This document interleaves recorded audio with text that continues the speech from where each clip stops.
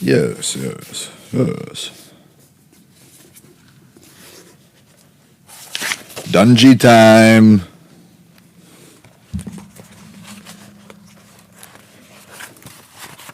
July 17th. Then he appointed 12, that they might be with him and that he might send them out to preach. Mark 3:14.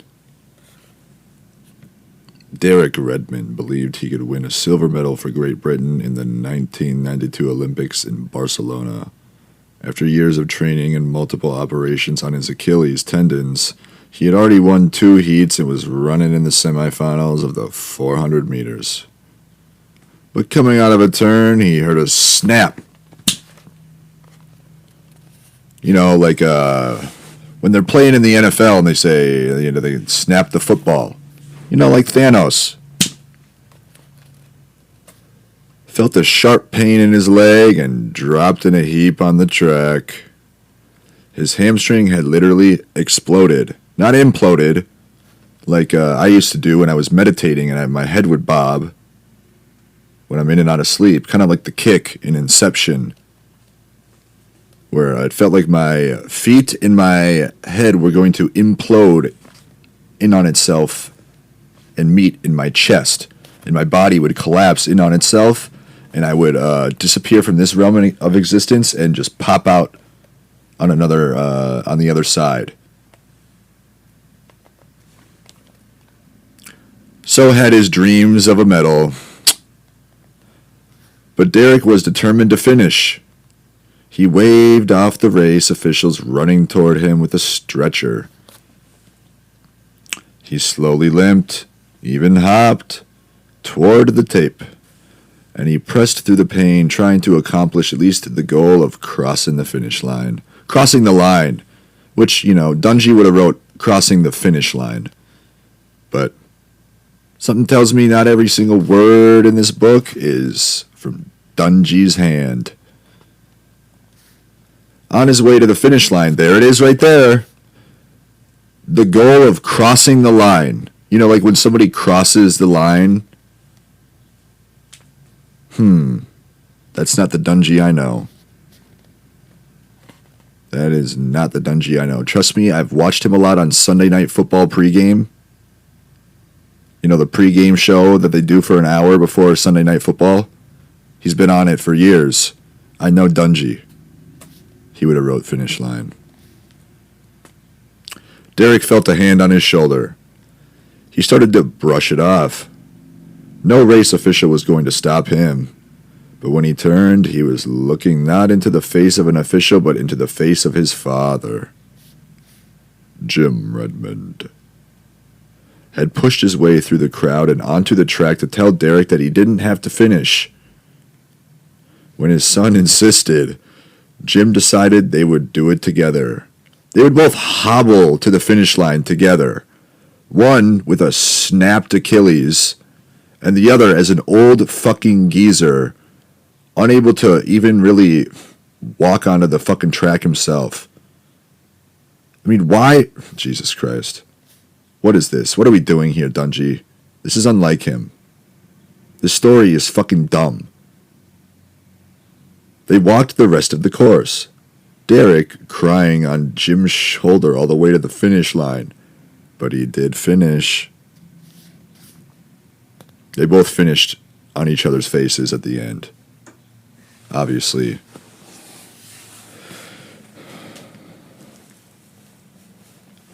That's the whole point of a father-son fucking marathon.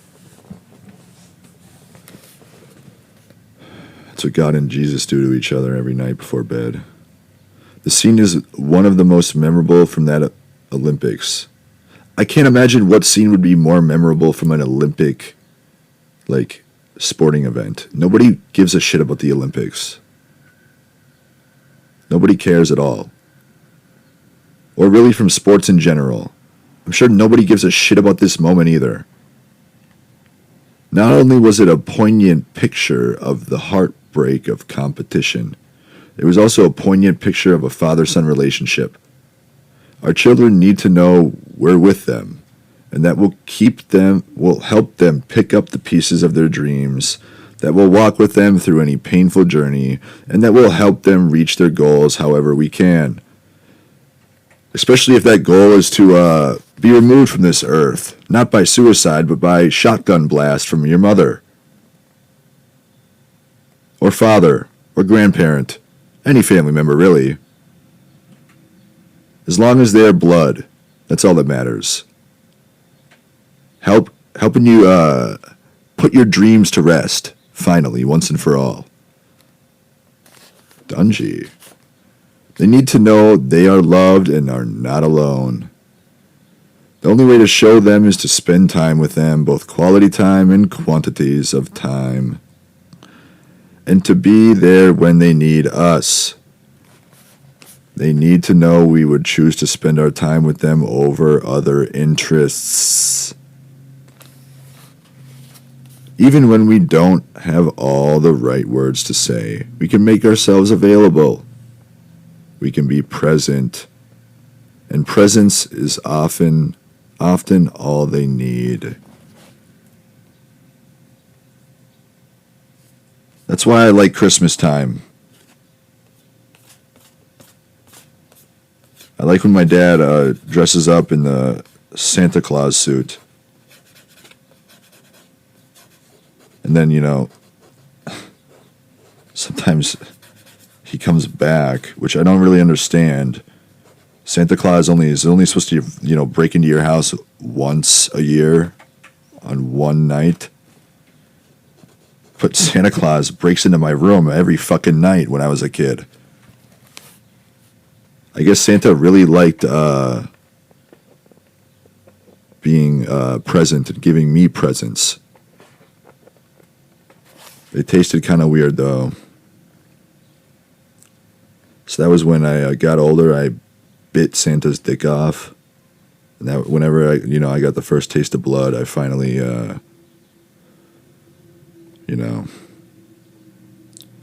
finally found a purpose in life. Uncommon key.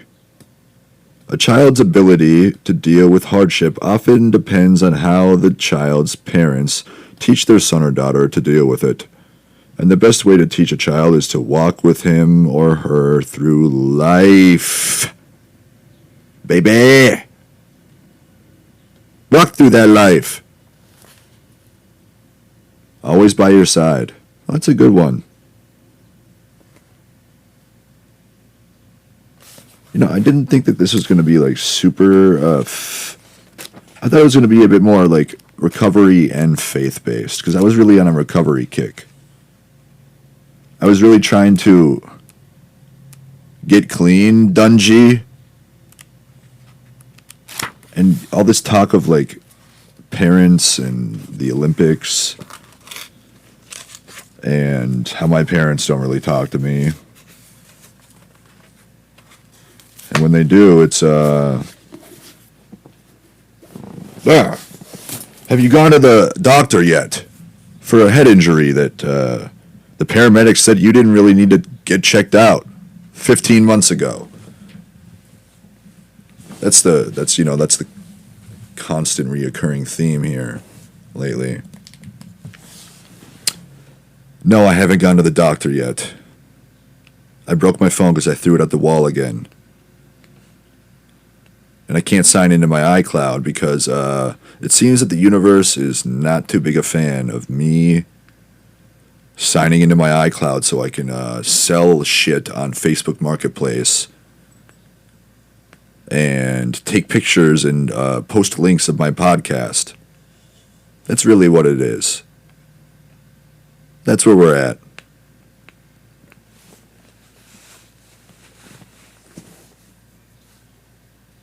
Very American, ain't it? It's very,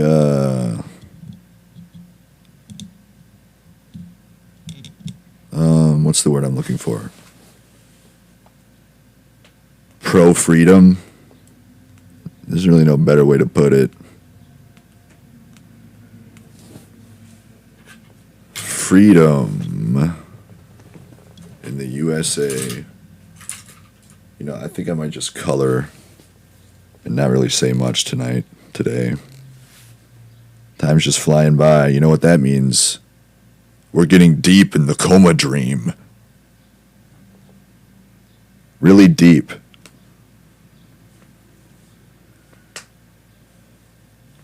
Does anybody else roll their ankle every 10 minutes and it just like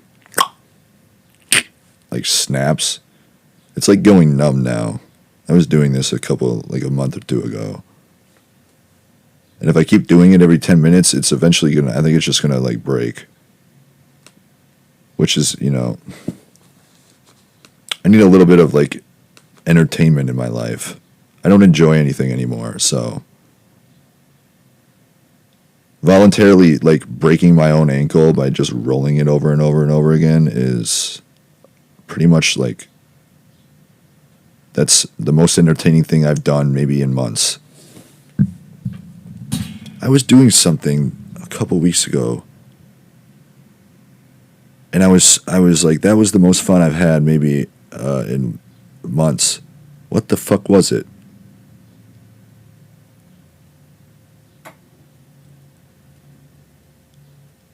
I honestly don't even remember. And isn't that depressing?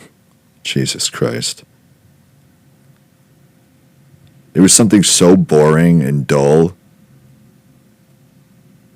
and ordinary, but I was like, oh my God, that was so much fun. What the fuck was it? I was not in the apartment. Shocker. That doesn't happen too often. If anybody is looking for a roommate or a place to move, rent's really cheap here. It's in Newport, Minnesota, about 10 minutes south of St. Paul. Give me a jingle, or, yeah, fucking phone's broken. Message me on Twitter. My number is 763-242-4788.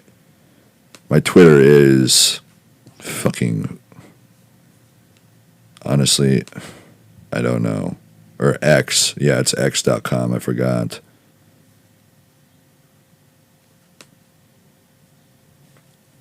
It's Hayden Meyer. HaydenMeyer. Or the @ is BecausePod. B, a capital B, capital C, lowercase uz, capital P, OD. Now, I may not be around much longer, so you might, have the place to yourself, or if you want to bring a couple of hoodlums here, preferably, if you use drugs, I would actually prefer that, specifically fentanyl or crocodile, mushrooms, acid, and DMT. And, yeah, rent's really cheap. I'm not going to say it. No, it's $9.50 a month. Yeah, some people across the parking lot here are paying $14.50.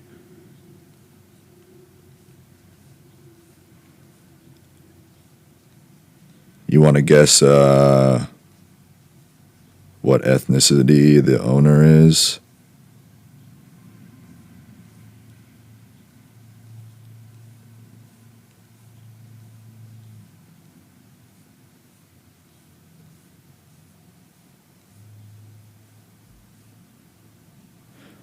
Biden after COVID diagnosis. I feel good. Bro, you're going to be dead in an hour.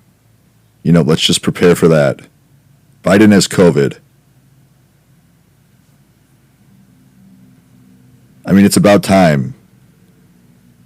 No offense, but I've been saying they got to put him out of his misery, man. And apparently the Rona got him. Finally, the fact that him and Trump literally cooked up coronavirus in a Wuhan lab while they were eating a lemur is coming back to bite old Biden. I'm actually convinced that he is like a corpse walking around. Looks like he's wearing a dead person's skin. I'm not even kidding. He looks so... I mean, I can't believe we're... I like Trump. It would be so funny if, like, right before Biden died of COVID, he'd be like, yeah, like, all coherently. Like, yeah, actually, the thing about this all is that I'm actually not really that fucked up in the head, neurodegenerative brain disorderly wise. He just gave a Trump thumbs up. That's hilarious. I'm actually, I have no dementia or Alzheimer's at all. That's a nice cocktail of brain disorders. Dementia and Alzheimer's at the same time. Both just rotting away your fucking skull. Yeah, I don't really go on the news anymore. I don't really check the news.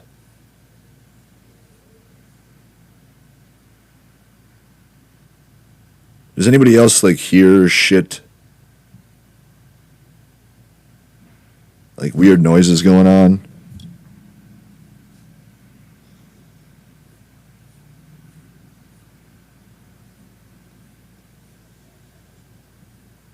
Tiger! Tiger! I remember when he was at the Masters in April. He, because he was coming back from a fucking, I don't know, some fucking surgery or some shit. It's his 27th year playing golf. And I think I bet money on him to win the Masters. He got last place. So it's either, you know, he wins or he gets dead last. It's kind of the way she goes. God, Twitter's a fucking...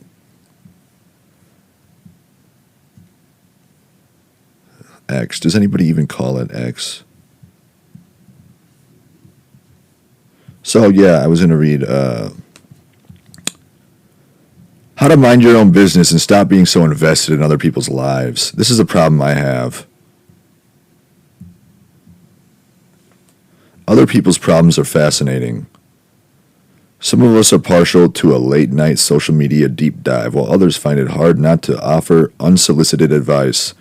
Then there are those of us that seem to find ourselves actively involved in other people's drama over and over again. Me. Why is it so hard to stay in our lane and mind our own business? If you have people-pleasing tendencies, other people's struggles can bring up an urge to fix or rescue them from themselves. When you become aware of some drama brewing, it triggers anxiety over what they're thinking and feeling and how their problems might end up impacting you, drawing you in like a whirlpool. Of course, in her book A Deeper Wisdom, self-help author Patricia Lynn Riley calls this phenomenon swirling. Jesus Christ. She says a swirl is any relationship, person, activity, or project outside of oneself that becomes the controlling or organizing focus of one's time, energy, and attention. Jeez, I know that game.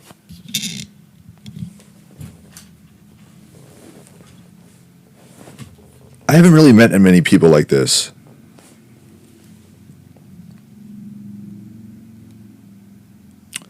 Put simply, if you have a subconscious belief that other people's emotions are your responsibility, the prospect of other people experiencing difficult emotions triggers a desire to feel some kind of control over the situation. Overthinking, meddling, and judging are all ways our brains try to feel like we're in control, even when we're not.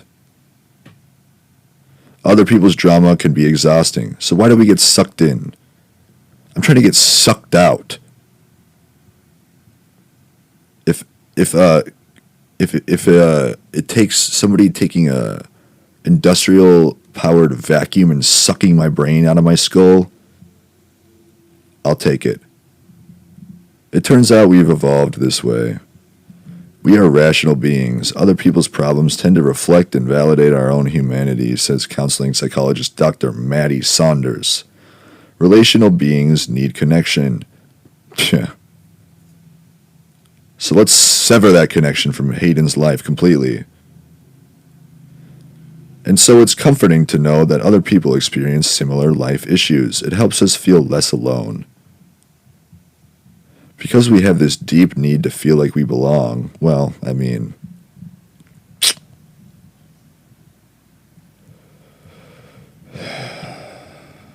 other people's lives are incredibly interesting to us, and there's an urge to compare ourselves with others to measure how well we belong to the group. This is called the suppression of Hayden's personality.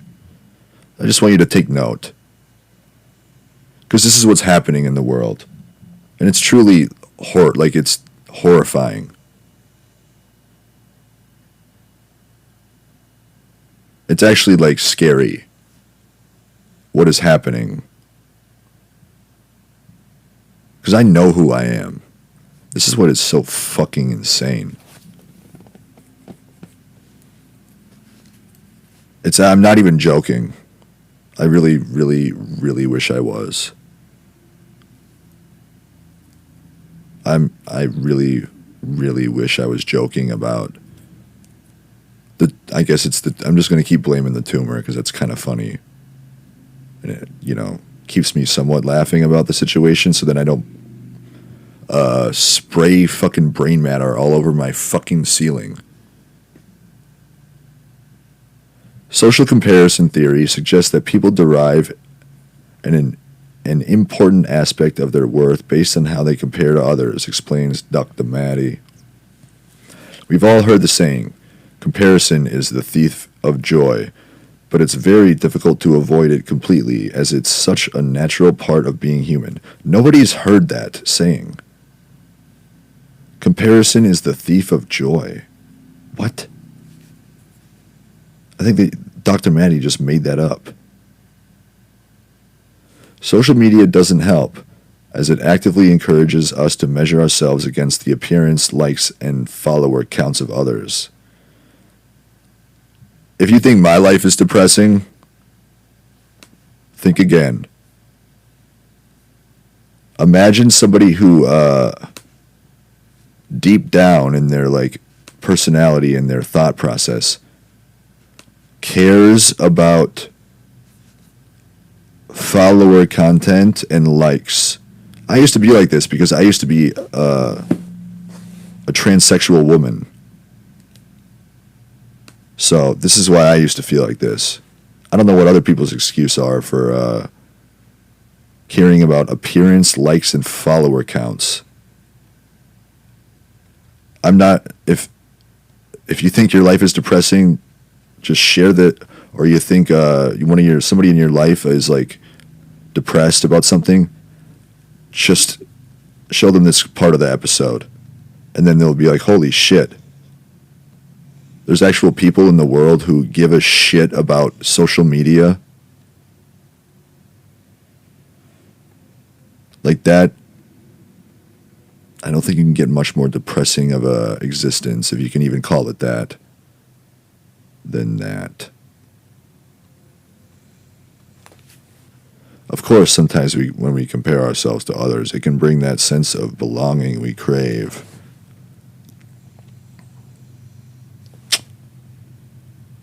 The earliest researchers of social identity theory realized that belonging to a group supports the development of personal identity, including social belongingness and self-worth. Dr. Maddie explains social identity theory showed us that we evaluate those in the same group as us more favorably.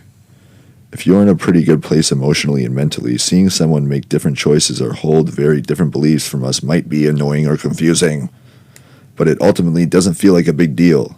Dude, can you imagine caring about other people's beliefs and it making you upset? Jesus Christ, man. However, those low in self-worth or social belongingness might feel triggered by difference. especially if it mirrors a sense of being in the wrong group. This discomfort with difference can lead us to try to change that person's mind, get involved in their business, and before you know it, you're swirling away in their emotional whirlpool. That's where you just hide out in your room. Lock the door. You don't want to go out into the madness today.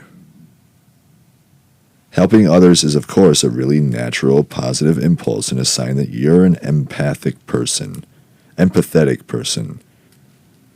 But without strong boundaries, it can end up draining your energy and lead to resentment. Expectations lead to nothing but resentment.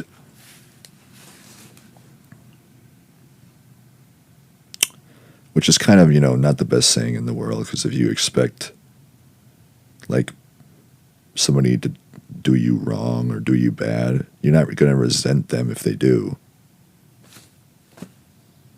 You kind of expect it. You're surprised and actually feel good when they don't. Whether it's a stranger being wrong on the internet, oh my God, dude.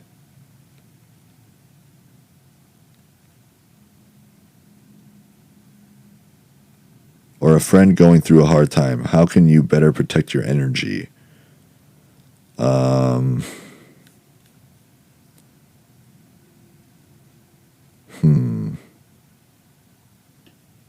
Let's ask the pilots who are still not going home to their families for some reason.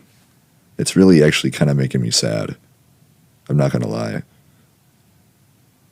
I'm actually I used to get really pissed when I would see the planes following me around. I would get upset. Really upset. Now I just feel bad, dude. I just feel bad. Seriously, just why are they still flying around? What is making them do this? I don't do deliveries as much as I used to, but if I was, I'd see them all over the Twin Cities like I did last year and the year before. Always the perfect timing when they're landing right there. It seems impossible the way the timing of the planes and my line of sight lines up. Tips for minding your business. The good news is there are practical steps you can take to break free of this exhausting pattern. Focus on what you can control. Other people's thoughts, words, and actions are outside of your control. Even if it feels good in the moment to focus on how other people are getting it wrong, it's a distraction from your own life. Could your interest be a way of avoiding important issues and reflections about yourself? ? Asks Dr. Maddie. When you catch yourself getting sucked in, try turning your attention inward to the things you can control, your own thoughts and actions.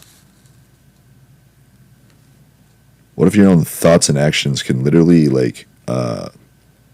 make the entire surrounding area feel like the curse has been lifted off of everybody?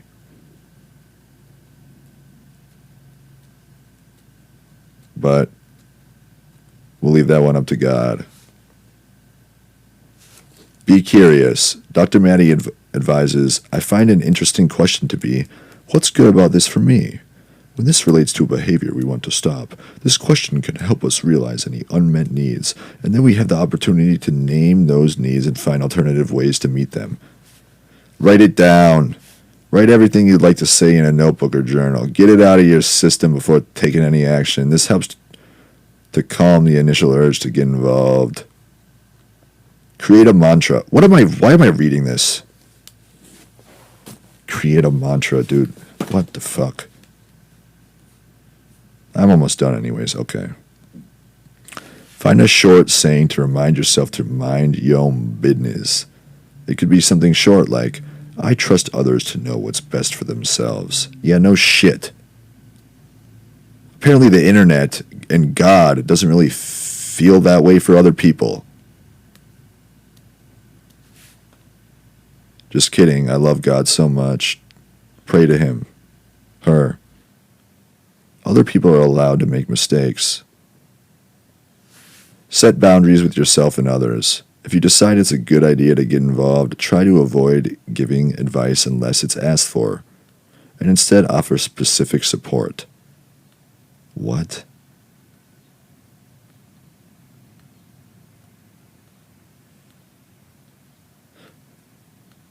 That makes no sense. For example, offering to walk a friend's dog while they're going through a tough time or cooking meals for new parents. Make sure you stick to it and resist offering more than you can comfortably give. This helps you support others without overextending yourself. Trust others. Trust other people to know what's best for themselves. Even your nearest and dearest know themselves better than you do. And even if you're 100% sure that they're making a mistake, making that mistake is their right. It's part of the growing and maturing and learning process as a human being, an human being.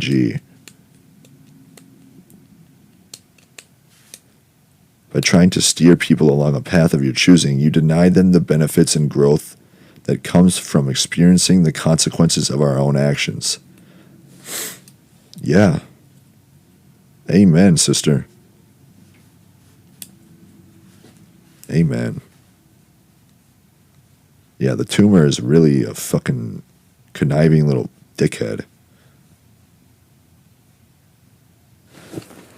Anybody else have a tumor that, like, basically just, like, feeds on their fake mental illness?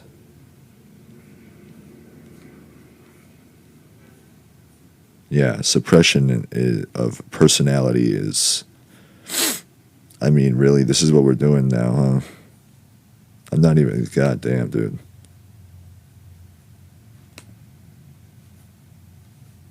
Like, I can feel certain... Like, I'm about to have a thought about something, like some kind of joke or anything. And literally, you can feel like a blocking of that.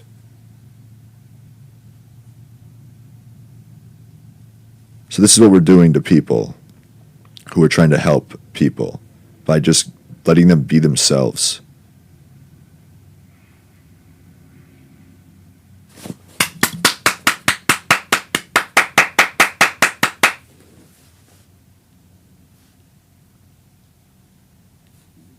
Really insightful, heartwarming,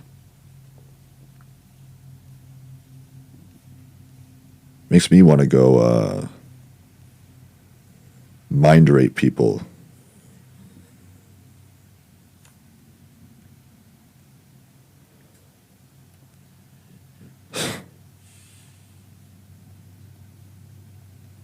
Jesus, man.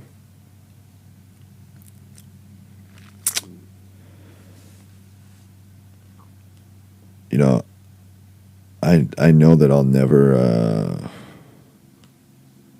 want to die ever again.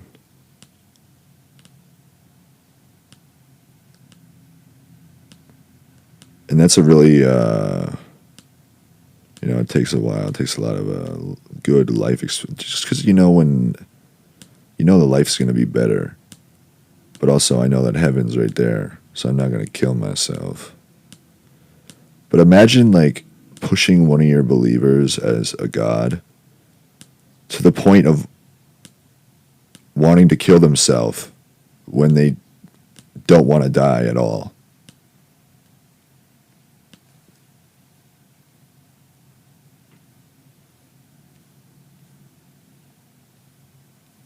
So that's where I'm at.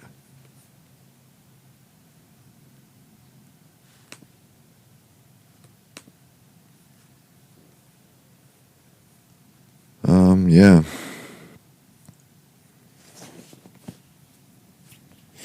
Hey, the foreplay, what is this? Some golf tournaments on, though, so we can watch that.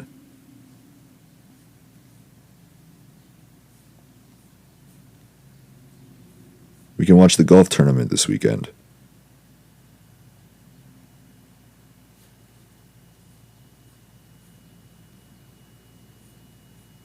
You know?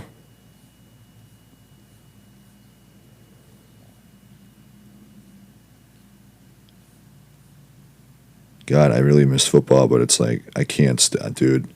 What is it, July 18th? It's still like 2 months until football, dude. I'd rather skin myself alive and then jump into a fucking burning fire pit.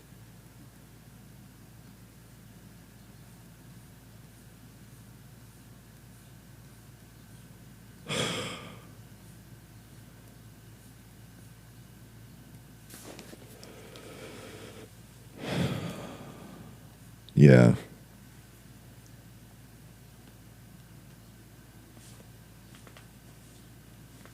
This is, what can you even do, man? I can tell God wants me to take this more seriously and be real on the podcast or not on the podcast. Yeah, God, that'll make me want to jump off a cliff. And you've been telling me for 15 months, don't do that, Hayden. And laughter is the best medicine. Like, I wanted to fucking put my head in a blender at the end of the episode that I just put out. And the Minnesota Lynx shooting joke, like, instantly fucking made me not even think about doing that and not want to do that at all. But I guess being real and telling the truth is a much better way to go about it at all times, huh? That's what I'm getting the vibe from. And I'm not doing this to like get a verbal response. I think we're officially like the communist, socialist United States of America. The United Socialist States of America, which is really unfortunate. Like, it's actually like really fucking depressing me. What the fuck is happening?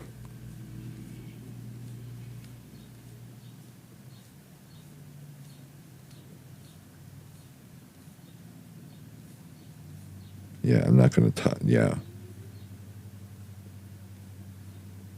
I'm like,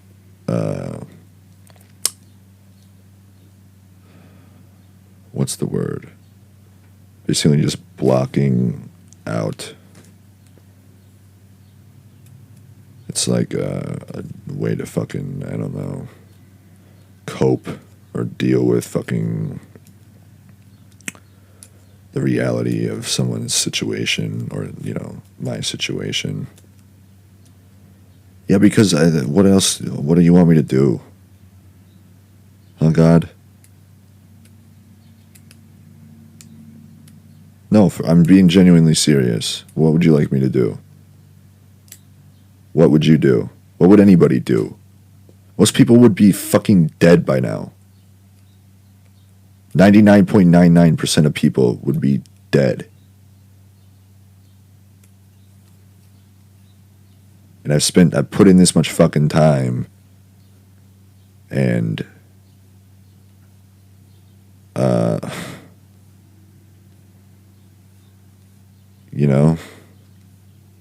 and after proving this is purgatory 7 weeks ago,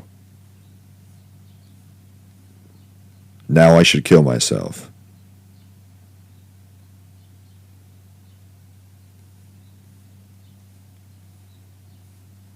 It's like maybe, dude. I don't.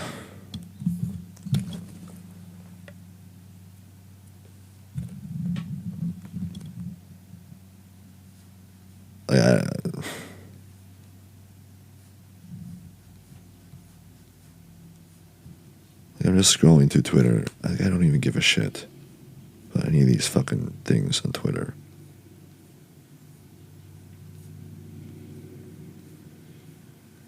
Yeah, I know.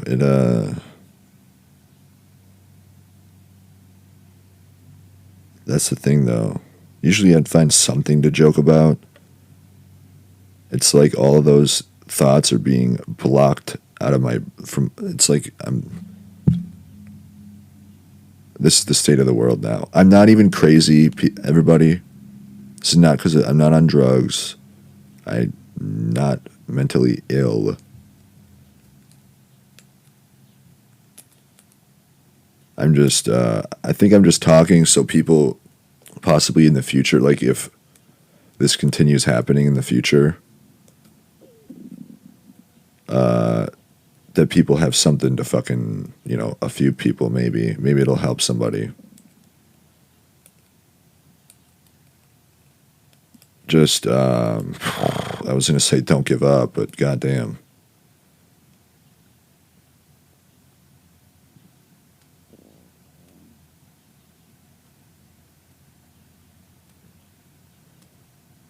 And if only there were just silence. Imagine trying that after 8 months of no silence. 8 months since the vision of heaven. Imagine just doing that.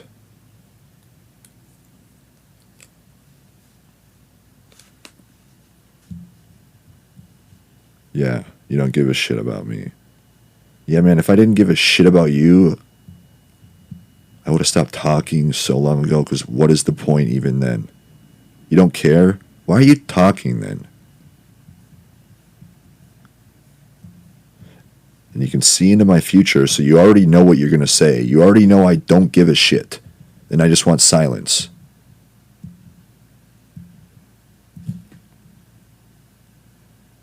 The logic is non-existent. It's actually non-existent. And,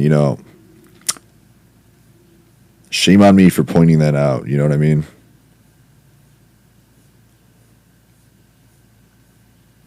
Holy shit, man.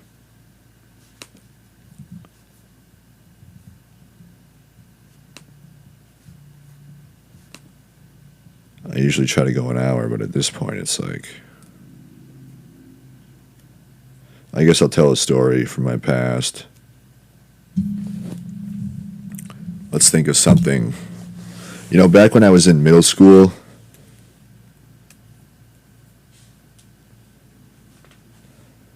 me and 5 other buddies, there was, 6 of us as the main group. Yeah, there were a few other stragglers that tagged along. One summer we just fucking...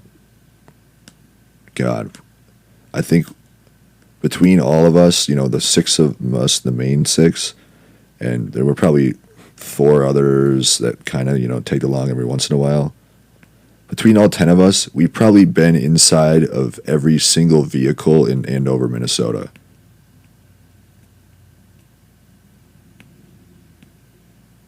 Like, going around in the middle of the night. Shopping, baby.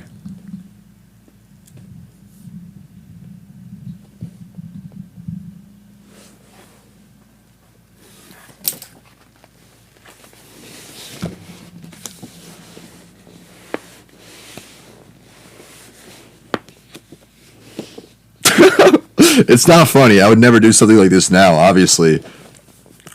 But man, I'm just thinking about back in we would just, it was like, it's not something I'm proud of. Well, I mean, never getting caught. Having the cops roll up on you 5 times and them never being able to catch you. Even once with a canine.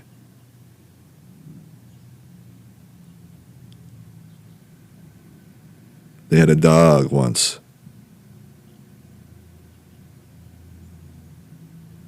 They were they were investigating, the police. And because of one stupid fucking dickhead snitch,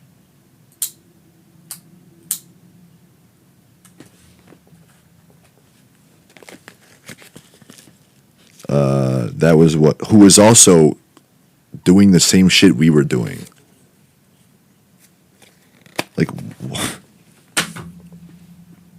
Can you imagine, like, stealing shit from somebody's garage? Like, hundreds of dollars worth of shit. And then somebody stole a couple of beers from your garage, and you literally you cry to the police about it.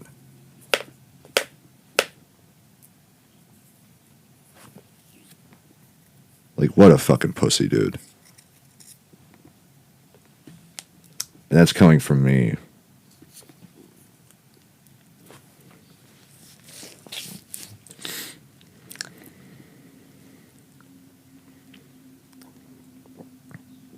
Towards the end of the summer, it got, it wasn't as fun. Everybody started closing their garages, locking all their cars. My parents were talking about it. Like, the neighbors my parents were talking with the neighbors about it. Like, lock your car.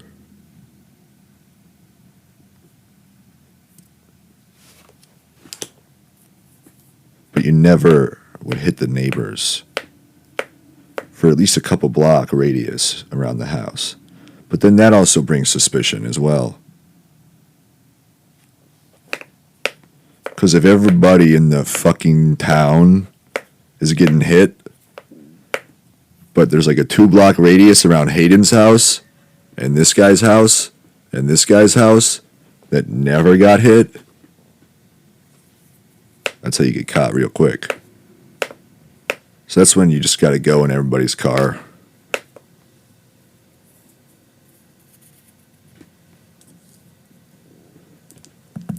This was in what, like 7th grade? It's like 12 years ago.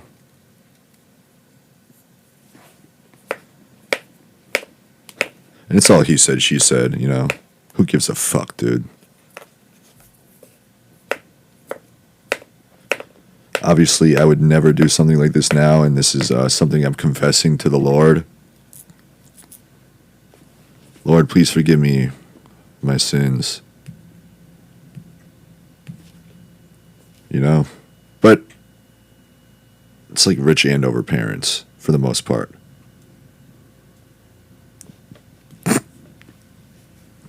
I'm joking, but not really. It really is like rich Andover parents.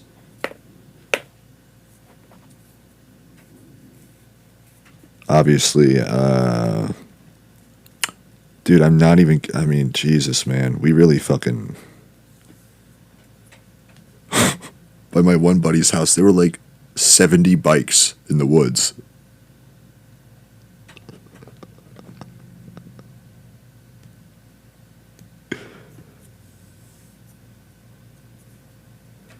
Not cool, but hey, man, don't leave your garage open.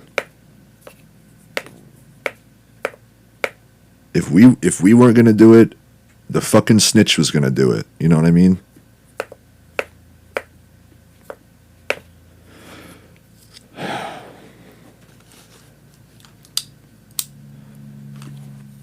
God, that's pretty hilarious coming from like having my personality suppressed and my mind raped for 2.5 years. And I'm thinking back at like all the shit that I took personally, and it really was nothing. I found a couple of weed bowls. I found a laptop one night. I threw it in the pond because the canine was on our tail.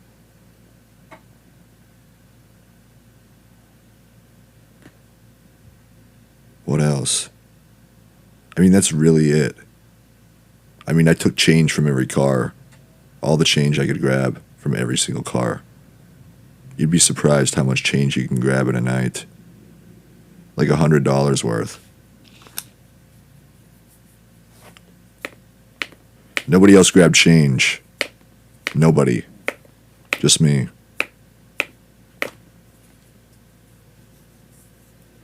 And yeah, this is back in the day when the Wells Fargo in Andover, they had a change machine. So you just dump all the change in there and they take like 8%. So you got like $92 from a night of working.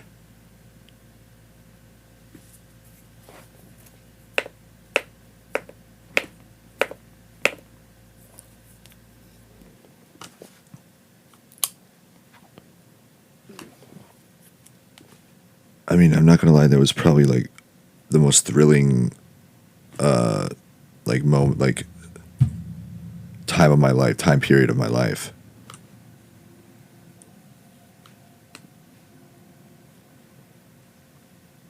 Man, the fucking adrenaline that would hit you as soon as you fucking saw a cop car, dude.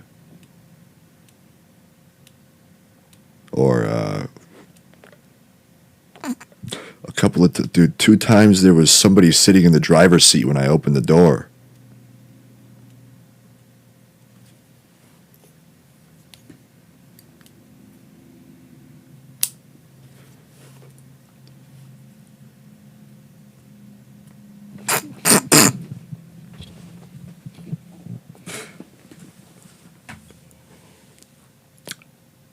I'm just laughing at the memories of, man, dude. It's not something I would ever do now, and I would probably shoot somebody if they did it to me. Which is technically illegal in this state. Why are the states so different in terms of gun laws? If somebody's in your house or apartment and they're running away from you and you're looking at their back and they're like trying to like rape your daughter, you can't shoot them.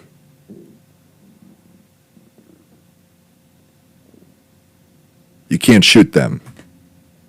But they're like attacking your daughter because their back is to you.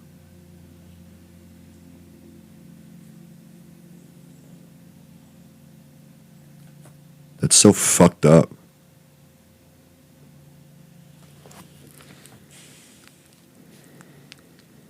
Imagine trying silence for a bit. I talk to myself too much. Holy shit.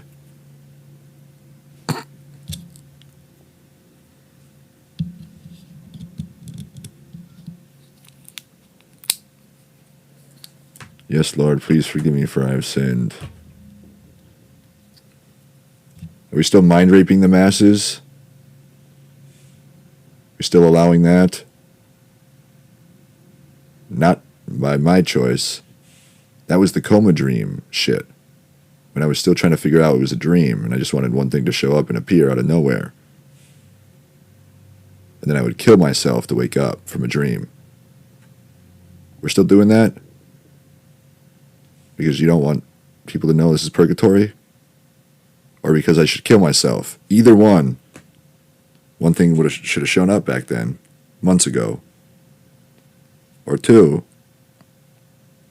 it just shouldn't happen and I should go to heaven.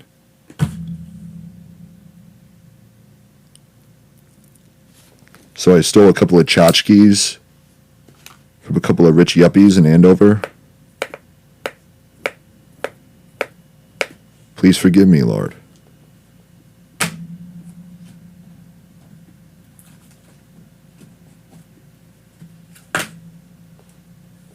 You know? That was probably like the worst. Let me think.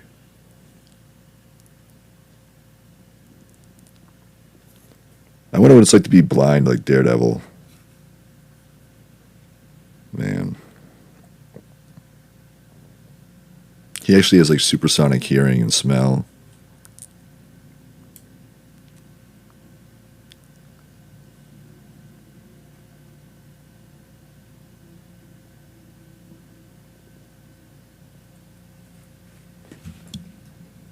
All part of God's plan, though. I'm just messing around with you, God. Without, dude, man. I don't know if that's God wanting me to be all serious and suppressing that shit. I know it's not. It's the tumor. Because when you have a tumor, it's an adult tumor now. It's been there for 18 years. When you got a tomb and you're in purgatory and there's still like coma dream, like air pollution throughout the entire world, like coma dream magic, and simulation is still kind of like, oh, I might be here too. And the tumor is, I mean, if it's my tumor, it's not like it's not a dumb tumor. He's been plotting this for a while now, I'm guessing. You're gonna have some really fucking weird, crazy shit going on. Like, literally feeling like my personality and mood is being suppressed and diminished and altered to the point where I'm like, I can't even come up with words and sentences.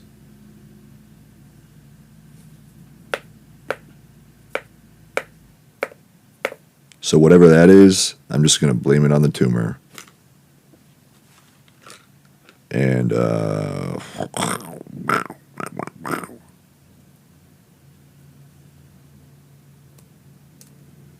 it's actually like made me sick to my stomach. I know, not very funny, right?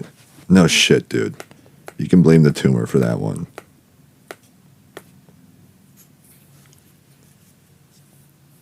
I mean, what? Yeah. Like, imagine, I know it's not God. Suppressing, obviously. Lord, forgive me for misjudging, mischaracterizing the telepathic vibes, which is not the, you know, I'm not the best at telepathy, but I kind of am very good. This is what I should be talking about. I wonder what steered my mind from all this shit. This is how fucked it is, folks. I hate to break it to you. I'm not even doing a bit or lying or joking. I'm not crazy.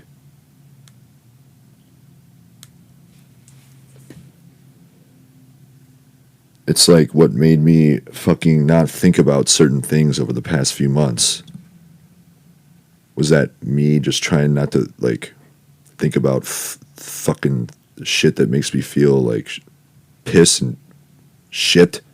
Makes me feel like a fucking depressed little bitch.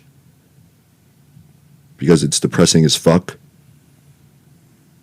Just blocking it out. Just fucking, nope. Don't even think about it. Because when you think about the people you care about in your life, they literally get fucked with.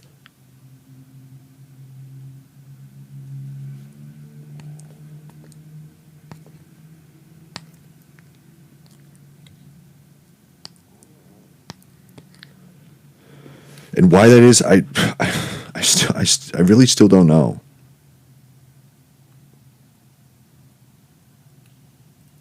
But,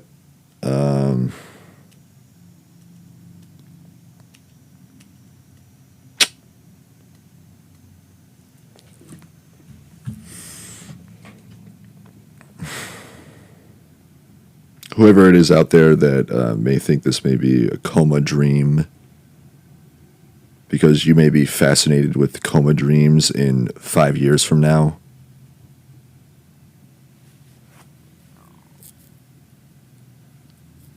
Or you think this is a simulation or purgatory or a simulated coma dream or a simulated purgatory. These are the kinds of things that roll around in my skull.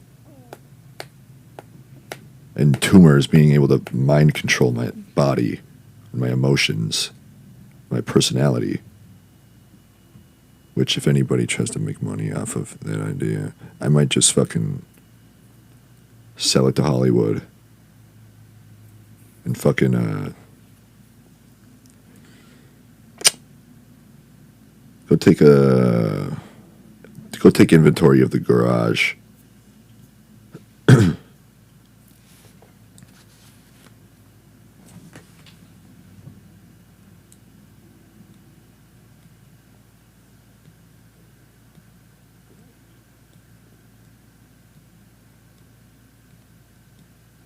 But hey,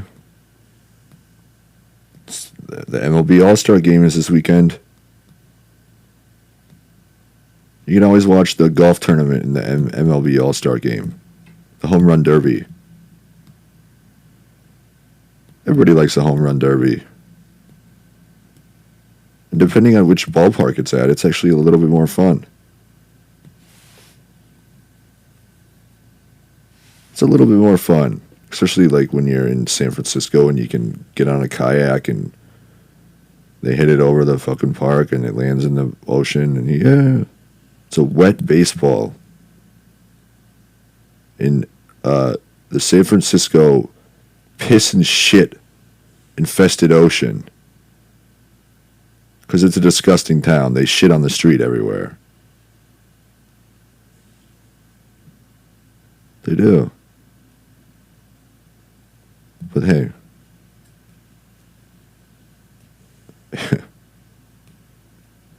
It's better than taking a trip to Newport, Minnesota. So if anybody is looking for a place to move, rent's cheap. 3-bedroom, 1 bath. I can keep the noise to a minimum. I'll just stay away. I'll stay secluded in the room. You can even have the master bedroom. I don't give a shit.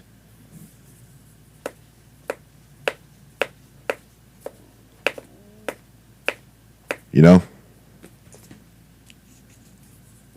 And, yeah. I may not be here very long, so... I'm planning a one-way trip to hell.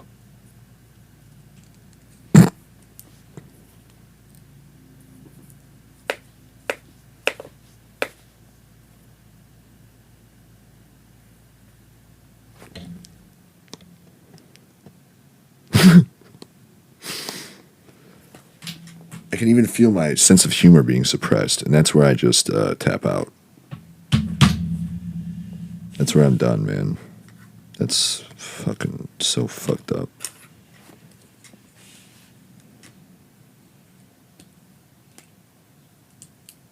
No, seriously, if anybody needs to talk, like if anybody's going through some shit, and you got nobody to talk to, I guess fucking reach out to me if you really need somebody to talk to, because I know it's a bleak world.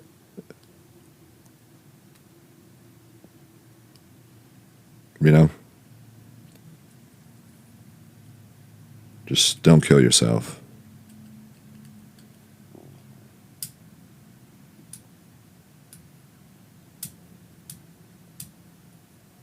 What do they say in Terminator?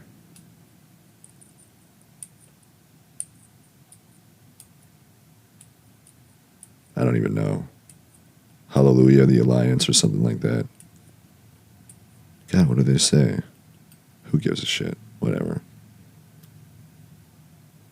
Yeah.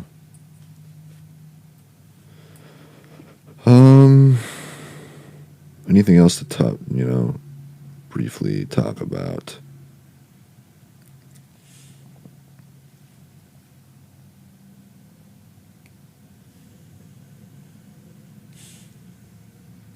Oh yeah, it. That would be God, baby. It has been God for months, in my eyes, but it doesn't really matter what I think, because I don't decide reality. The only reason I wanted to try to alter inanimate objects in reality was to initiate a natural awaking stage and process from a coma.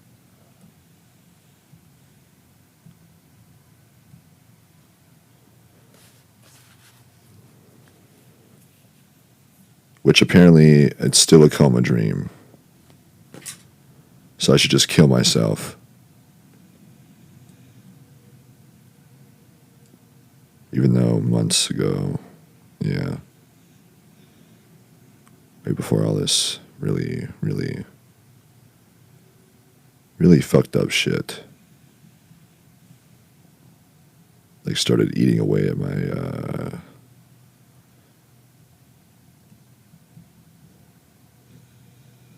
character, everything about me.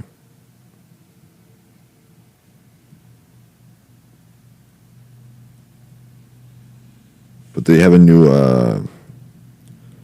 double, quadruple bacon cheeseburger at, what is that called? Sonic. It's got 8 hamburgers on there. You know? Which actually sounds really fucking good right now. Because I haven't been eating very much lately due to the being disgusted with this world.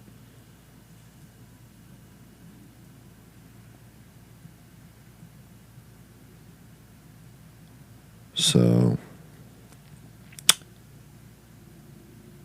yeah, I got nothing. I'm blank. The suppression is worked, I guess. Nice.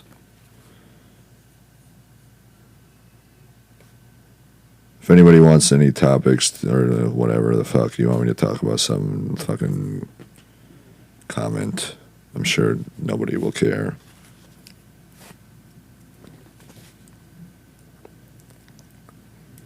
I can answer questions or whatever. I know I'm being for real right now. I'm being serious. If anybody wants to know anything, I'm not joking about a lot of this shit. Like how fucked up you know. And I said for so long I wasn't going to tell anybody about this because I figured people would want to blow their brains out, but I'm not going to withhold information from American citizens and human beings. I just don't think that's right. So, sorry if it's a bit morbid and bleak, but yeah. I believe that God will make things right. I mean, I have to. We have to. Well, no, nobody else has to, but, I'm going to.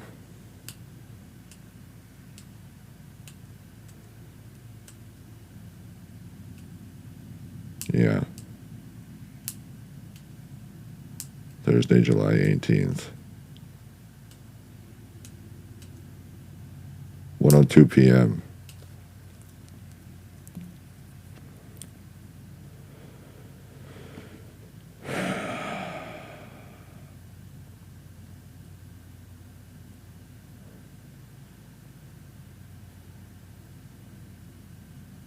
Yeah.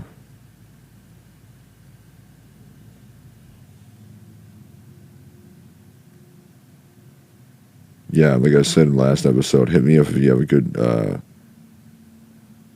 drug connect. And if you know of any dirty needle exchanges, just send me a pin. All right.